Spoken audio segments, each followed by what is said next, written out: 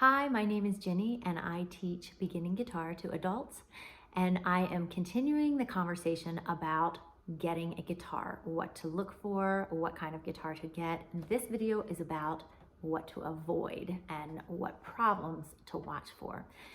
In my experience, there is pretty much just one major problem that really causes a lot of discomfort and discourages students in the beginning from playing guitar, and it just makes it really difficult.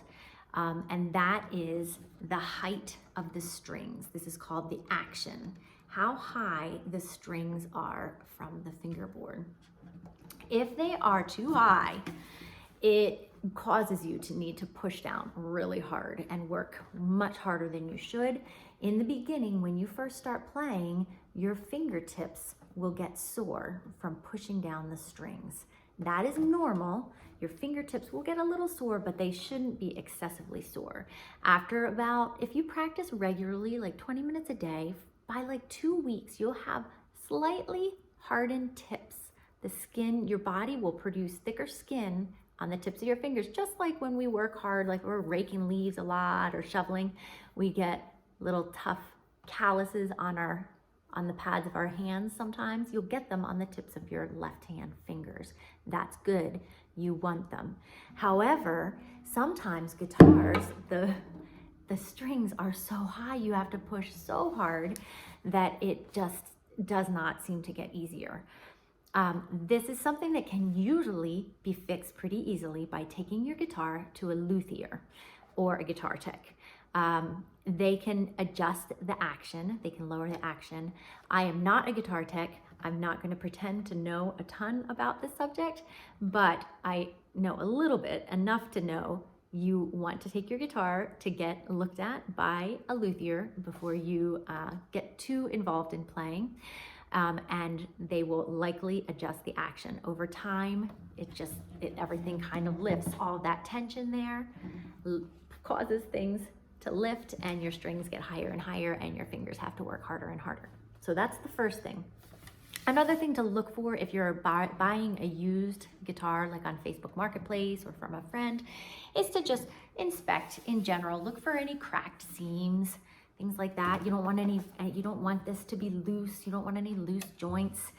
You can just tell, usually looking around the instrument, if there's signs of neglect or misuse or getting banged up or dropped. You'll often see cracks, things like that. Physical marks on the wood, even slight cracks or dents in the wood won't harm the sound. It's more the integrity, the structure of it that you're looking for. You can also look for things like, sometimes all of this tension can cause right here to pull up a little bit. That can be problematic.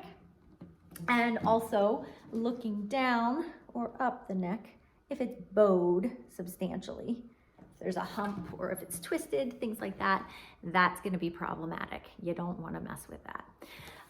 A quick check you can do is you can go through each string and you can push right behind the fret bar and make sure there's no place where there's a buzz. If you're getting a buzzing sound, it means it's hitting a fret further up, and that can be a sign of a problem.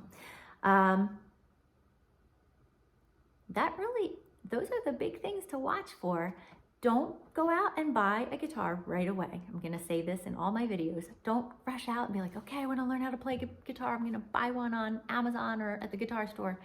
Give yourself time. You're gonna change. What your preferences are going to change. So if possible, beg, steal, or borrow one from someone for a while until you get playing a bit and can develop a preference for a certain type.